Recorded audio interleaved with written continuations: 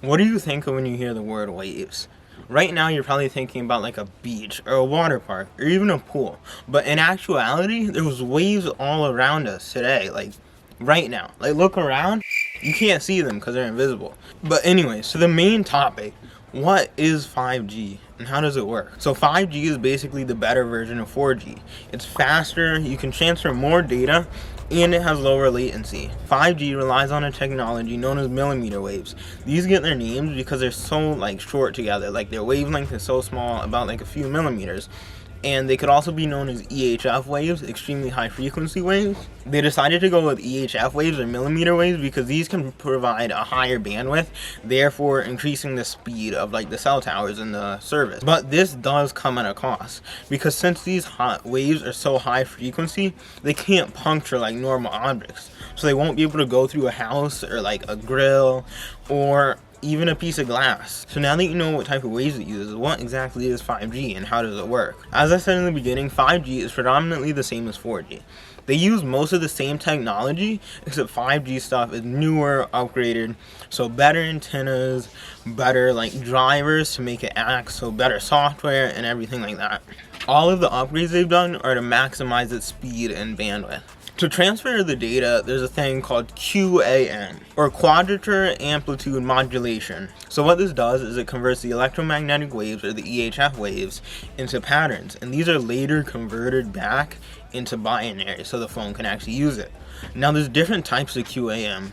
There's 4QAM, which operates on 4 different patterns, so it has like 0, 1, 0, 0, 1, 0, and 2,000 years later. It has 0, 1, 0, 0, 1, 1, and 1, 0.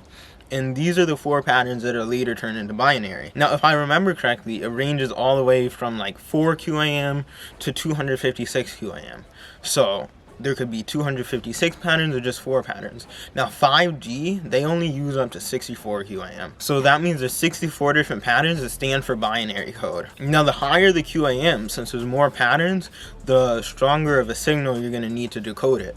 So say you're farther away from the tower, you won't be able to use like 64 QAM. But if you're closer, then you can use all the way up to that.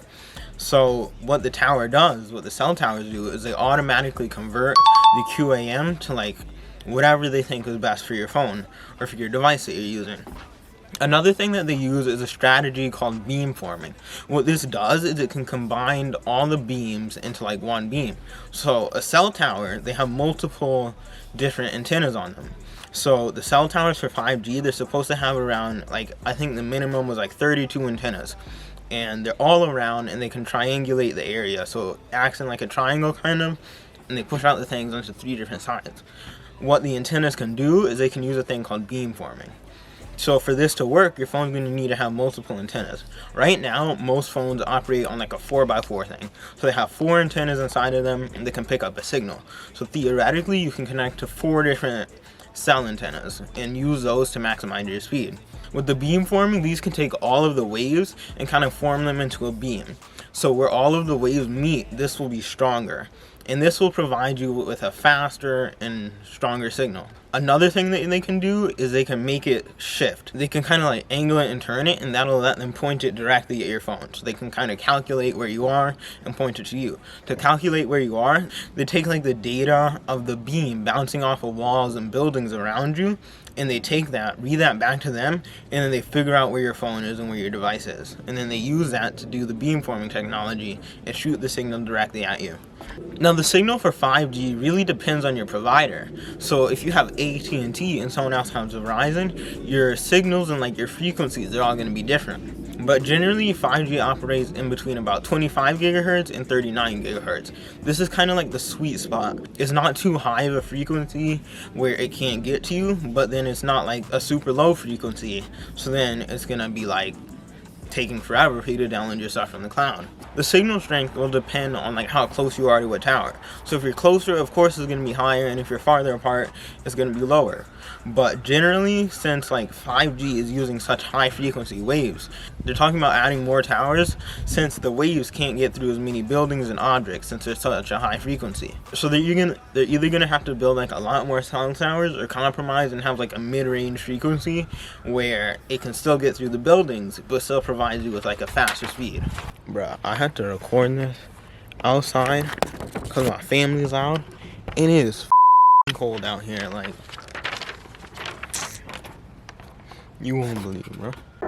There's a plane flying above me. Like, bro, just give me something. I need to record this.